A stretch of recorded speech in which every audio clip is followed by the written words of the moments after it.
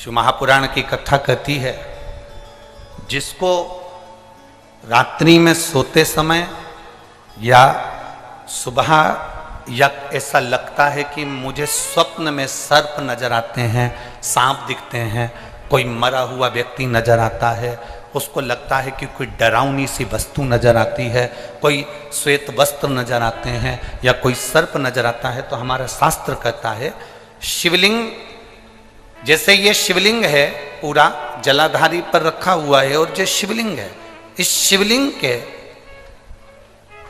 5 स्थान ऐसे नियुक्त कर लीजिए। कितने स्थान? 5।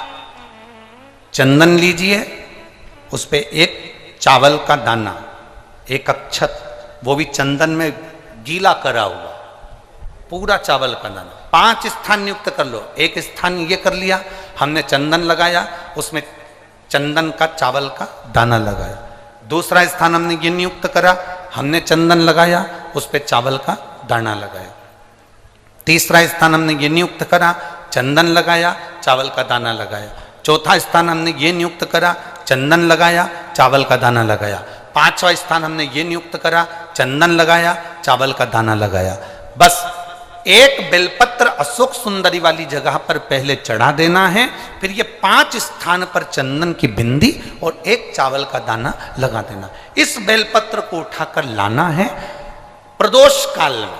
प्रदोष काल सूर्य जब जा रहा हो, चंद्र प्रवेश कर रहा हो, उसको प्रदोष काल कहा गया। उस प्रदोष काल में इस बेलपत्री को भगवान पतालेश्वर महादेव का नाम लेकर खा लेना है। कभी जिंदगी में तुम्हें सर्प का स्वप्न आ ही नहीं सकता और सर्प का भय नहीं हो सकता। यह पतालेश्वर है। 5 स्थान।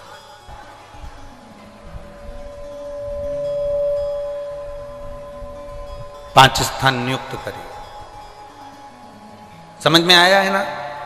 5 स्थान यदि हम नियुक्त करते हैं और 5 स्थान नियुक्त कर कर हम चंदन की बिंदी रखकर एक चंदन में भिड़ा हुआ चावल, चंदन में गीला किया हुआ चावल का एक दाना 5 स्थान पर यदि हम लगाकर एक बेलपत्र पहले समर्पित कर कर उसको लगाकर फिर हम उस बेलपत्र का प्रदोष काल के समय पर भगवान पतालेश्वर का स्मरण कर कर उसको पा लेते हैं, तो हमें फिर स्वप्न में सर्प का भय नहीं रहता, हमें स्वप्न में सर्प दिखाई नहीं देता। फिर नहीं।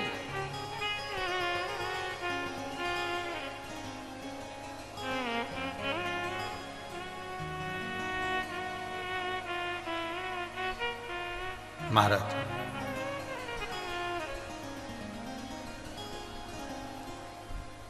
हम जितना शिव का स्मरण करते हैं उतना सुख प्राप्त है। बोल पतालेश्वर महादेव की। भगवान शिव की भक्ति का भी